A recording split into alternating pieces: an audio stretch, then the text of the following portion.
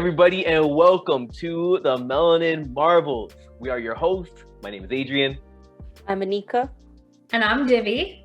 And today we're going to be doing a breakdown of Falcon and the Winter Soldier, episode 4. Now, pause. If you haven't seen that episode, we are going to be talking about spoilers. So I'll give you a moment.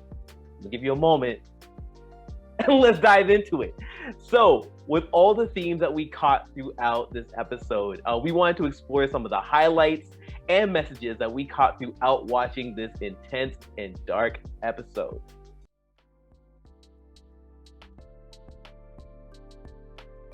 So we thought we would start with maybe some of the darker parts of the episode and move into something maybe that we can consider a little more hopeful. This being said, we thought we would take a look at the end scene, that horrifically brutal attack by John Walker on one of the flag smashers. I don't know about for the both of you, but for me, like it was a hard scene to watch. Like I even while watching it, like I don't know that it was difficult to even like actually like physically look at the screen. And I was kind of surprised that Marvel included something so brutal. Like I know, obviously we've seen like there's been narratives about genocide and like, it's an action movie, so there's violence and fight scenes and things like that. But I really don't think, like I would say maybe another like super violent scene was when the Winter Soldier kills Tony's parents and he like kind of like chokes Tony's mom. But even that, we don't see that on screen. But this attack by John Walker, like even the camera angles and the shield, like they don't really show it, but they do show the way it's being impaled into that person, and that it was hard. It was really hard to watch. Yeah, I definitely agree with it being like a very brutal scene, and I think it was an important one to show and highlight at that. I felt like it was very parallel to like some of the violence and like violent acts we see when it comes to what's caused by the police, especially what we've seen in recent days. And looking into how those videos are like recorded, how people are like face to face with these violent acts too.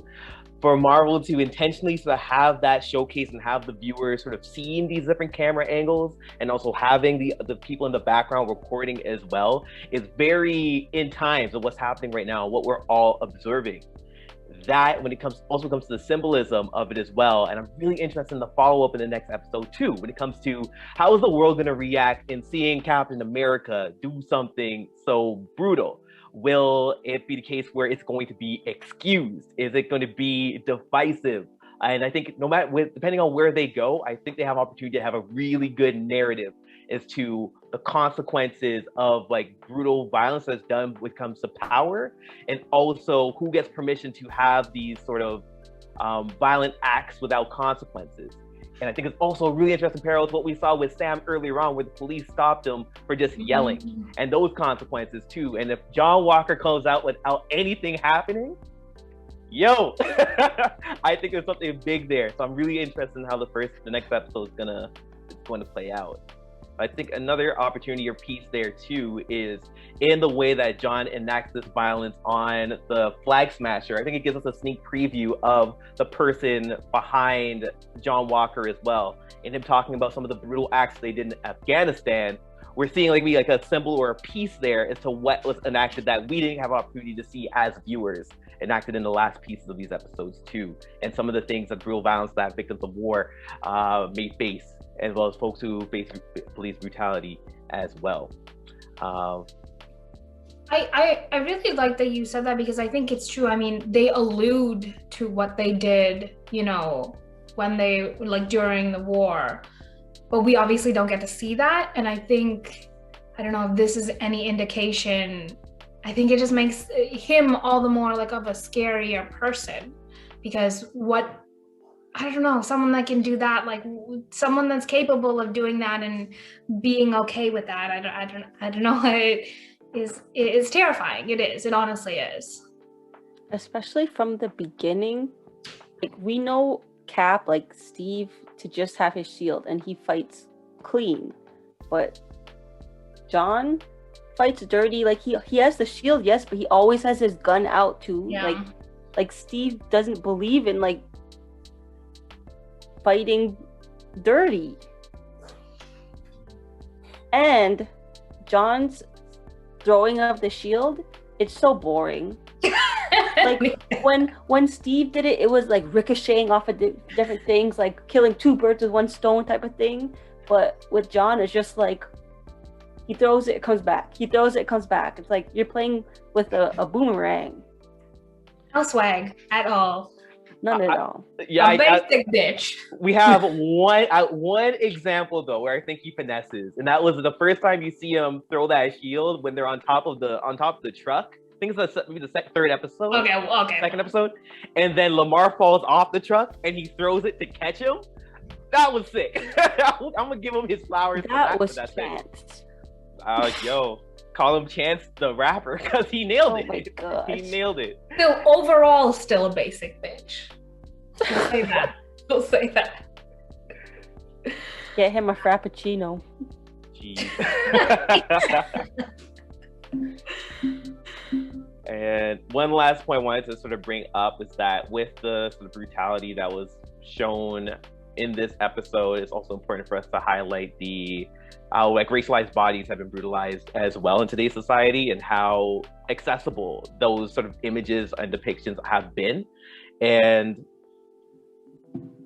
I think it's, once again, it's important, but also be able to, for us to understand some of the trauma associated with that as well for folks who may be watching. So I think it re-traumatizes people, and it leaves a terrible lasting scars on people.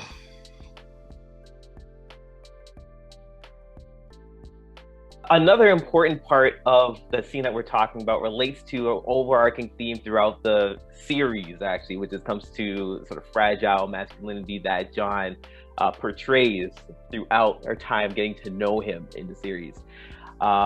We see throughout the session, especially with him getting the role of Captain America, that he's constantly trying to uphold ideals of masculinity, and that showcased through the brute force, the idea of being like the tough guy, and also trying to be sort of like forceful with his charm, which just doesn't translate at all while he's doing it. But you see throughout, especially with this episode, how John has seen that violence as being the answer, and power as a representation of what it means to be a man, which I think in this case is the ideal of what it means to be Captain America, and how he tries to fit into that role. And one important aspect that you're sort of seeing this in is when the Dora Milaje come in, rolling up heavy first off, and him getting that butt whooping. And I think there's a lot of different interesting things that happen here when it comes to analyzing and exploring masculinity. One being this sort of entitlement that he sees like he has within his role as Captain America, his role as a white man in that circumstance, in that situation. From there, also trying to dial down the situation by, enforcing his own physicality on someone who he doesn't know, a racialized woman at that, getting his body whooped, and then having to deal with having to be on the ground, being defeated, and saying a quotable, "She wasn't even a super soldier." And thinking about how him sort of being in that space and throwing some of that pity party for himself, and him sort of going deeper into that feeling of inadequacy of being Captain America, of being a man, only translates throughout without the rest of the episode of him taking an extreme turn in his brute force and in his aggression. And so I think one really important part here too is like when it comes to us looking into how John received the role as Captain America, and that shield being that representation of I've made it, but then also him realizing that isn't enough for you to hold that mantle, but how he almost steers away from the ideals that we see as the viewers to what Captain America is, to diving into this sort of toxic portrayal of masculinity by diving into power, by using that serum and being hyper aggressive and violent, eventually leading to the death of the Flag Smash that we saw later in the episode. the last piece I wanted to give context as well, because I know a lot of people get a little sensitive when it comes to the idea of like fragile masculinity, is being able to dive back a bit deeper and thinking about what fragile masculinity actually means. So this relates to the idea of precarious masculinity, or within the context of society, how masculinity is experienced, or like masculinity, masculine identity, and manhood is seen as something that you need to prove. It's seen as something that you need to acquire by means of, whether it be status, whether it be by the materials that you have, or how you're asserting yourself within certain spaces. So in all this, it's easy to think of John Walker as, just like this hyper aggressive masculine person who's trying to attain this, but also realizing that this, while an extreme case, these are also some of the frameworks that people use to really talk about like masculinity, and how folks depict these in everyday society as well. And how, I don't want to call John a victim, but like he's also someone who's a product of the society that we have, that emphasizes aggression and violence as being masculine, those masculine ideals that become toxic. Yeah, I mean, I think you broke it down beautifully, and you're right. He is a product of a society that upholds those things as masculine. And I think, like you said, I think it is the extreme, like a dramatization, it's a TV show, but I think that we all could think of parallels in our lives where we've seen, because of the pressures of this toxic masculinity, what that turns into, what that honestly warps people into. And it's sad. It is sad. I don't necessarily feel bad for John, but the societal issue of toxic masculinity, I feel bad for boys and men, frankly, because I think that's like parts of you are stolen because you feel so much pressure because of toxic masculinity and all of these things. Yeah, I think one other piece I'll bring up as well is in looking into the comparison of like Captain America being like the ideal of what it means to be a man, let's say, and then also John's skewed perception of what that means. I think that's also a good representation of the misconceptions that, how do I say this? Like the misconceptions that people have about what it means to be a man versus what we've seen as a viewer of Steve depicting the role of like Captain America, him being gentle, him being caring, him being understanding, are all things that John has ruled out and hasn't seen, but sees this symbol of masculinity that he wants to try to enforce and portray. And I think it's important for us to sort of take that into consideration and use it into our next sort of like conversation piece, which is, what does it mean? How does one prove themselves to be like a man or of value? And this comes up in a conversation with Lamar and John near the end of the episode, where when John is thinking about taking the serum, and he talks about, and then Lamar is talking about how the serum makes you more of who you are. And when John is trying to figure out or depict, what about me? Lamar doesn't talk about his character. Lamar doesn't talk about like, oh, you're like a good, caring person. He talks about his accolades. You received like 3 medals of honor. So of course, you're just going to become better of that. And thinking that these are the representations that he's trying to strive for in becoming a man as well. And I think that also, he mentions that, and also he mentioned his decision-making in battle, his authority that he portrays. So I think there are a lot of interesting components there that Marvel throws out there for us to consider in the symbol of what it means to be a man, or what it means to be Captain America, and the parallels between the two. You know what's actually interesting? So the things that we like about Steve as Cap are the things that before he took the serum, he was kind of mocked for, like for being soft, for being gentle and stuff like that. So when he got the serum, he was still the same boy. He's stronger. Right. But a lot of times people looking up to Cap just see him as like the strength, and they want to strive for that. And they don't see the softness and the gentleness of him that like is the core of his personality. They don't see that as a strength. Yeah. No. So now we're going to switch gears a little bit to focus on the opening scene, which portrays Bucky overcoming his Winter Soldier programming. I really do think they did a really good job showing the way he's experiencing this trauma. I think even for people who have experienced like severe trauma like that, like that's how it comes back in like searing flashes. And I think even in episodes before, we saw that, yes, okay, you know, the programming has been removed from him, but the memories, those things that he did, those things are never going to leave him. And they do a good job of showing how much even just those memories, like I think it breaks him a little each time that it comes, you know, back. And I think we see he has to overcome that every single day. He has to deal with his trauma every day and try to continue. And that opening scene was really emotional. I think they did a good job, and it's heartbreaking. It's heartbreaking to see that just because he's no longer, you know, the big bad Winter Soldier, it doesn't mean that it kind of lives. It still lives with him every day, and that's heartbreaking. And then I think so later in the episode as well, we see John kind of use Bucky's trauma to manipulate him. And I mean, we do see like eventually, I think Bucky kind of gives because John says, oh, you don't want Sam's blood on your hands. And obviously this means something for Bucky because he has killed a lot of people because of the Winter Soldier programming.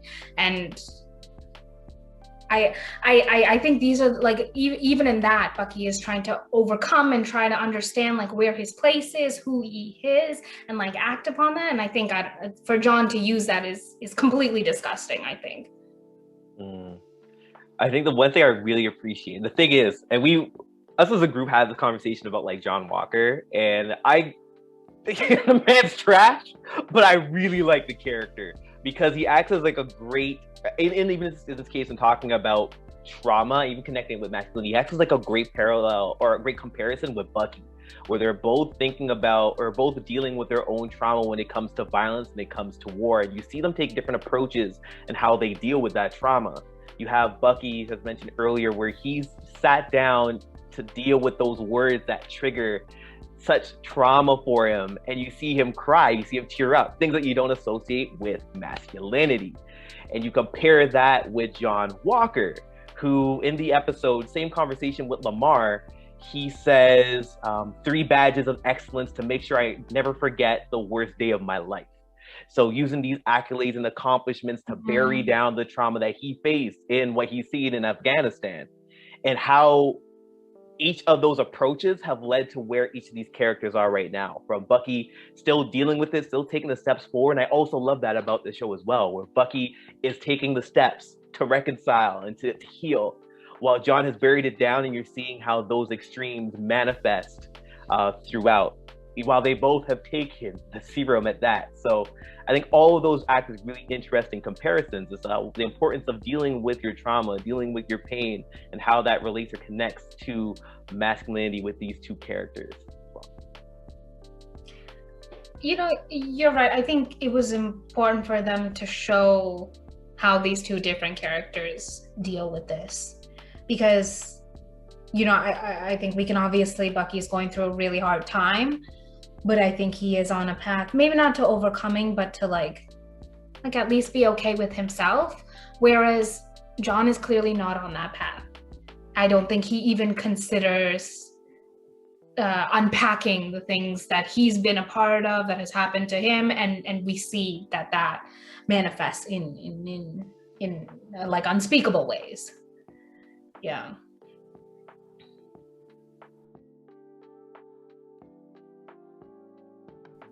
All right. So speaking about punk ass John Walker, you can tell I don't like him. So John Walker's a punk ass bitch, and he is monopolizing off of blackness. but he is an accurate representation of America and also how they monopolize off of blackness. So it starts where Sam gave up the shield, and then he also has Lamar, what's his last name? Lamar Hoskins, and that's his little like sidekick, basically, his token black guy. And we don't know too much about his wife, but he is married to a black woman. So in regards to Lamar is basically his in for everything. Because John is like he's Cap, he's like the main guy, he's the white guy, he's getting like all the fame and all the glory for the work that Lamar put into everything. And Lamar saves his butt so many times throughout throughout these 4 episodes. So basically, do y'all remember the scene where it's like, what's with all the knives? Well, that's basically, I feel like, so obviously when a person's in a knife fight, they're doing it for the sake of just to hurt the other person so that they can get away or whatever. But John's going into this saying like, what's with all the knives? Because he's used to war, and he's used to actually guns where you are shooting to kill, or you're doing whatever to the point of like, if they're not dead, they're almost dead. And that is very much a representation of America as a whole, because you know them and their guns. In relation to the knives piece, I think has a great point. I think in relation to the idea of America as well, I think that scene, and also when the Dora Milaje come in, was almost a belittling of like culture and styles. Like, you know, when it comes to like certain soldiers in different areas, maybe have a certain style of combat, and there's almost a belittling there in like, oh, you know, these knives, frivolous. But then also the one thing that really stood out to me was this man having the audacity when the Dora Milaje come in and throw their Wakandan spears made out of vibranium, and put away these pointy sticks. It's like the belittling of like a culture at that when it comes to Dora Milaje and what they represent, and how like the significance of those spears, the power embedded in those spears, and other people throwing them, and to belittle it there, trash. But then I think it was a great, great transition as well with how that fight plays out, and him taking the L. And then for like, one of my favorite pieces was when the Dora Milaje just Captain America style stomped on that shield and brought it up. And I thought that whole scene there represented so much. So one thing was like the symbolism in that, for John to be able to see someone else that doesn't look like him, both in color and in gender, hold that shield, someone who's a more competent fighter than him, also acts like a representation of other faces, other genders, holding that shield and being able to portray something better, having potentially even being a better representation of the soldier that you're trying to sort of force yourself to be. And I think that whole scene itself with the Dora Milaje holding that, they could have taken that shield and went. You know, they could have done that. I wish they did. Yeah, exactly. And I think that's also the piece there. You know what happened? They gave it back.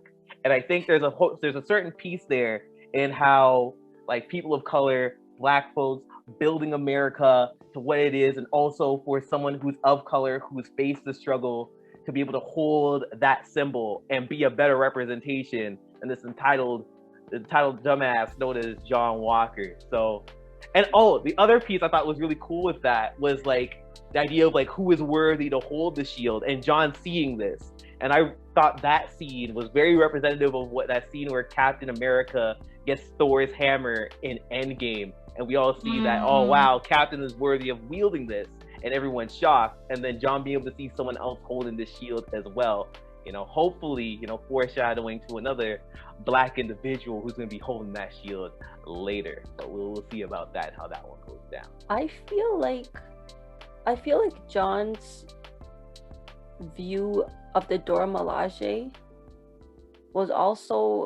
is also kind of like America's view too, in that America, not all of America, not all Americans, but America as a general consensus, I've found that they're very like, they only know about what's within their walls. They're not like very global citizen-ish. Like they don't care, or they don't care to know about other cultures or other people. And in this predicament, like in this situation, the Wakandans and like the Dora Milaje have played a big part of the Avengers and all of the superheroes. So if you're taking on the role of Captain America, and the Wakandans and the Dora Milaje in particular have had such a role in him and all the other superheroes, you would think that you would know a little bit more. Like, you shouldn't be saying like, oh, put your pointy sticks, like talking about pointy sticks, because like you would know that these women yield such power. Like, they protect the Black Panther. Not only that, like, if you're Captain America, wouldn't you have the sense that you should respect like authorities from other countries as well? But that's the thing. Like, it seems like John Walker, is that his name? Yeah, John Walker. It seems like he doesn't know who the Dora Milaje are. To him, it's just like, who are these bald-headed women with pointy sticks? Like, if he's never encountered them, never heard of them, because it's just like his mind is closed off. Yeah, and I guess in addition to that, the amount of authority and respect that the Dora Milaje have in Wakanda, right? And looking into that sort of the lack of respect that John Walker gives them, being able, like, if you were seeing someone of high status, you wouldn't roll up to them, hand over, oh, I think we got off on the wrong foot, trying to put your hands on them. I think that in general is like the belittling of how America belittles like Black women, and how they belittle like the power and authority like that Black women have when it comes to the status of America at that. Able to push it to the side, like, oh, you know what, it's nothing, and just John Walker just chatting the whole situation up like a dumbass. So that whole piece, oh man, it was like that part was happening in slow motion. I was like, oh man, he's about to do it. But and the one other piece I wanted to bring up in relation to this is, you know what? I think we need to call out Bucky. I'm going to call out Bucky real quick. From when he decided to let Zemo out, at first I was like, yo, you overstepped. That was a horrible decision. But then for the Dora Milaje to say, yo, you know what this man did? He killed King T'Chaka. And you have the audacity, after we took you into our home and healed you, to release this man for ends to a means. Like, I think that whole piece there was something that I think Bucky has some interesting growing to do. It was first with the thing with Sam, and like, oh, yo, just give him give him your license, give him your ID. There was that paired with this, where I was like, okay, Bucky, like, you're great and all, but there's also, I'm liking that you're sort of low-key being called out for some of the BS that you're doing right now, because that whole Zemo thing, I still don't agree with it. So I think it's important that moment happened for the Dora Milaje to call him out, and also Bucky really to step back and understand the magnitude of the decision that he made in letting Zemo go. It killed me when they deactivated his arm. He didn't even know they could do that. His face. Oh my god.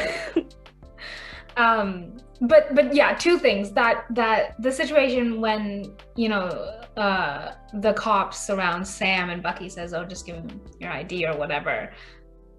I think that kind of shows, I mean, whatever said and done, Bucky is from a different time, and you see that coming through in that situation. Again, I think you should be called out for that. And then, like, you know what? I watched the episode with my friend, and she was saying she thinks that Bucky might have planned for the Dora Milaje, like he knew they would come. So I think I don't know. Maybe he knew eventually they would take Zemo back. So I don't know. A possibility could be a possibility for that. Hey, Bucky with the big brain thinking. I want to see it. I want to see it happen. You know what? I think there's an interesting comparison here. This kind of goes back to the whole masculinity thing. But both John and Bucky had some important weapons of them taken away and got disarmed, and they both handled it differently. Like, man's lost his whole arm and was like, "Oh, damn, that sucks." That was hot as hell. No comment on that. But then you see John just like all up in his feelings as well. So I think it's also a really cool comparison to do there too, between the two and how they handled it. John is like a dog with his tail stuck between his legs. Yeah, like I think Bucky probably was in his feelings too, but not in like he wasn't butthurt about it. I think he was just in shock. Whereas John was like very like butthurt, like I can't believe a woman. He totally got emasculated.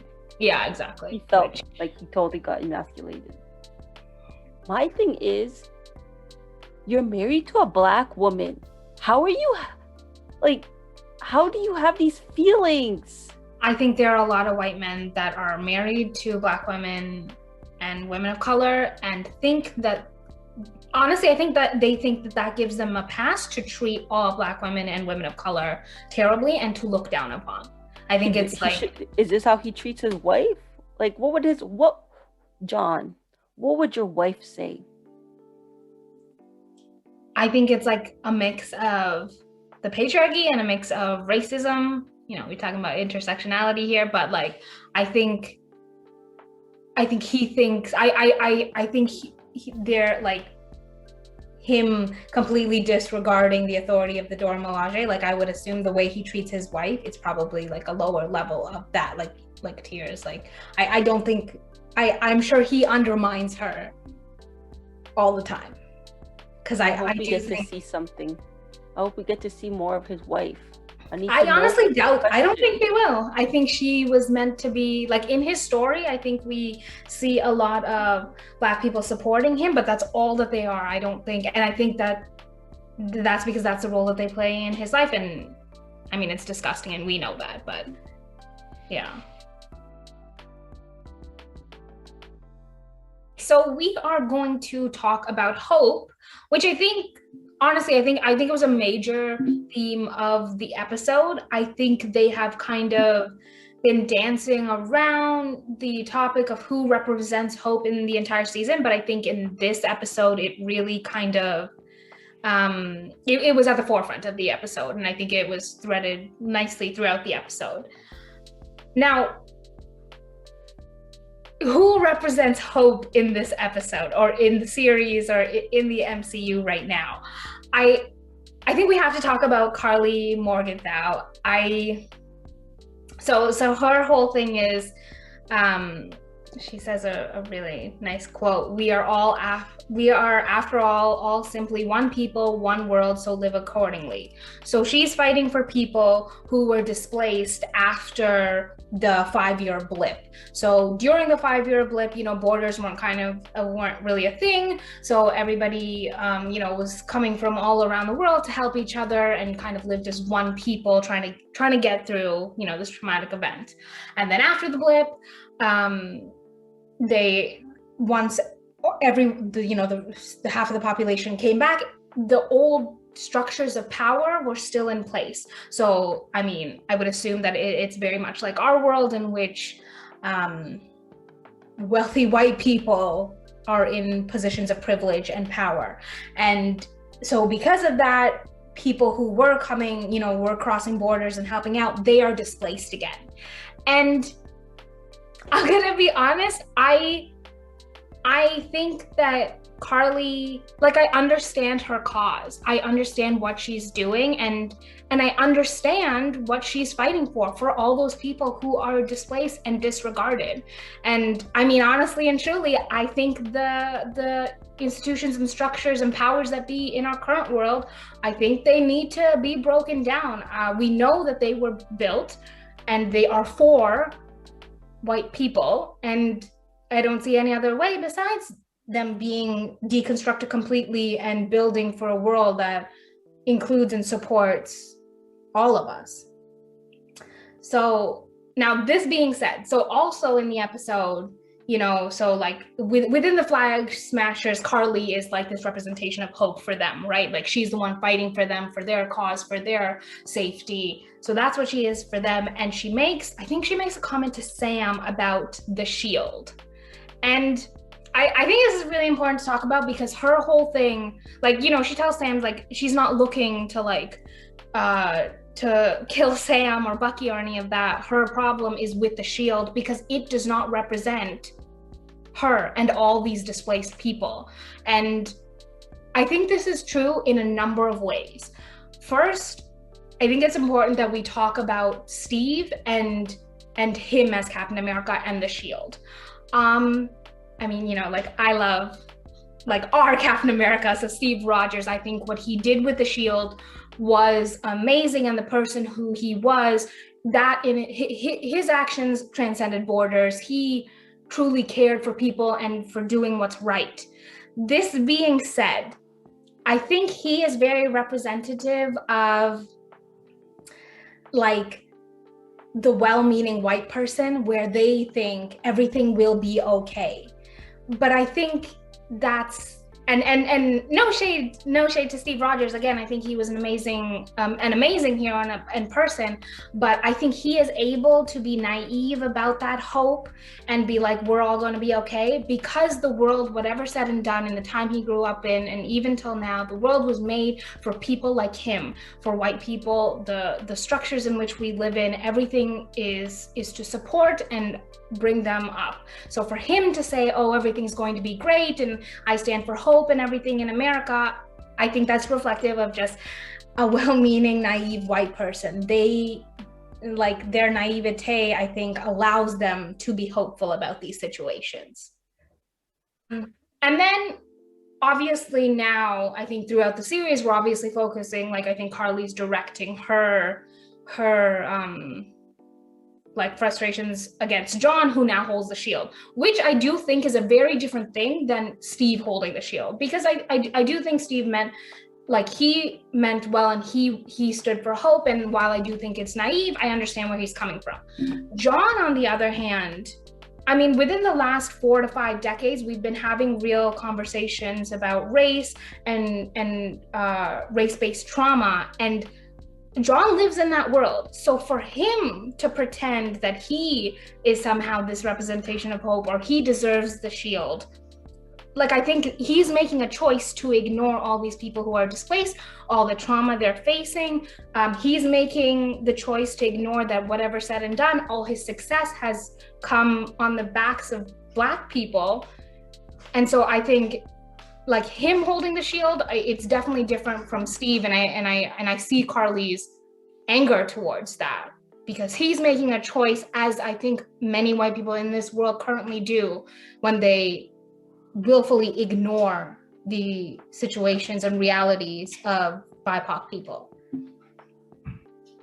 In Civil War, I think you get a good idea of this, where the conflict between Steve and Tony and talking about some of the consequences of holding so much power within the Avengers, and Steve almost has a naive optimism with him that you can see, and it's deeper than that on both ends. But I think when it came to his approach, it's like, you know, if we just stick together, everything will be okay. And Tony was like, no, people died because of us. We need to dive in a bit deeper.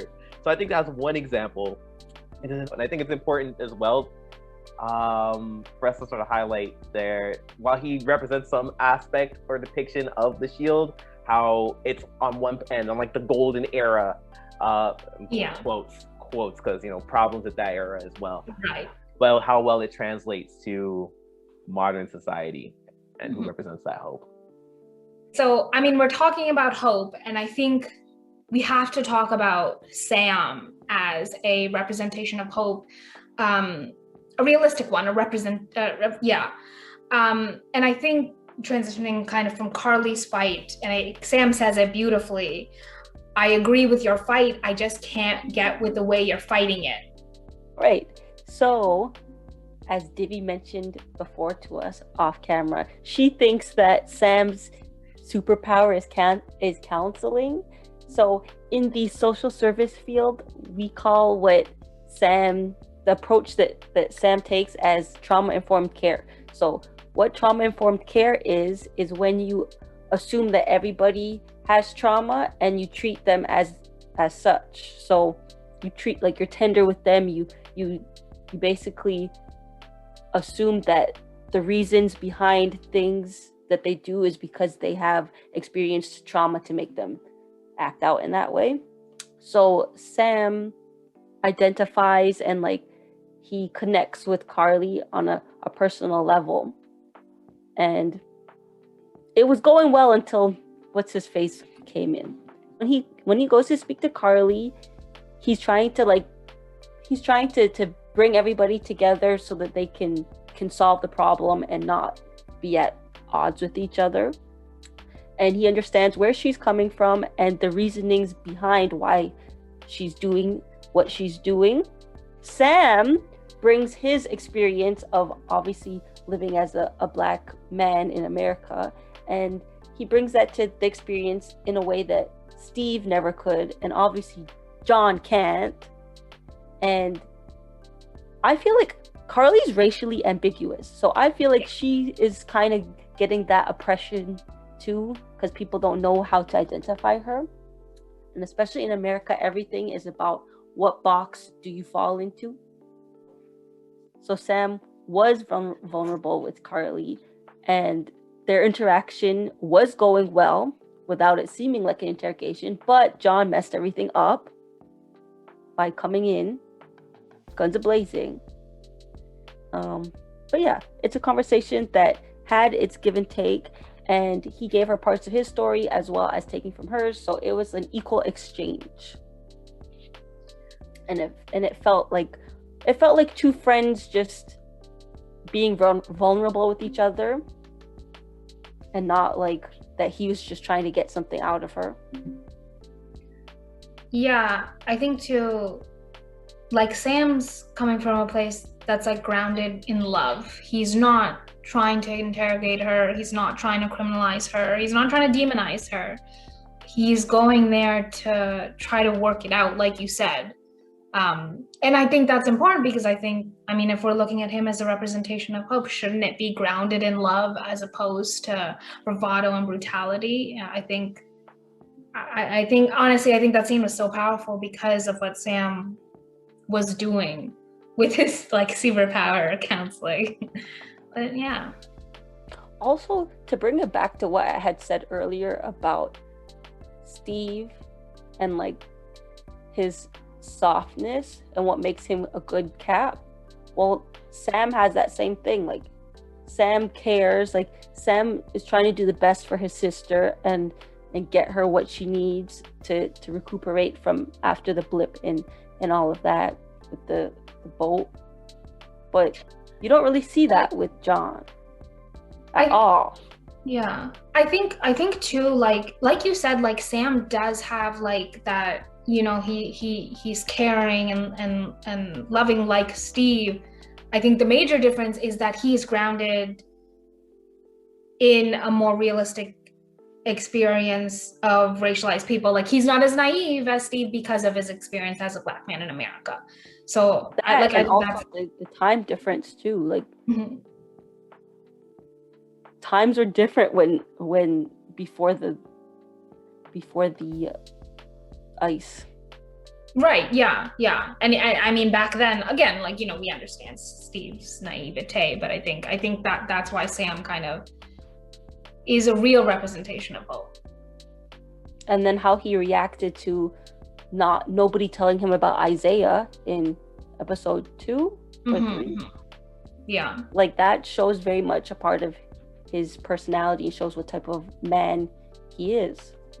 And see, again, like, because he understands the implication of a Black super soldier, the secrecy and the experiments and all that. He understands what that means. Whereas obviously that meant a very different thing to Bucky, and we don't, I mean, again, because of Steve's naivete, I feel like he wouldn't understand it the same way and the implications of it.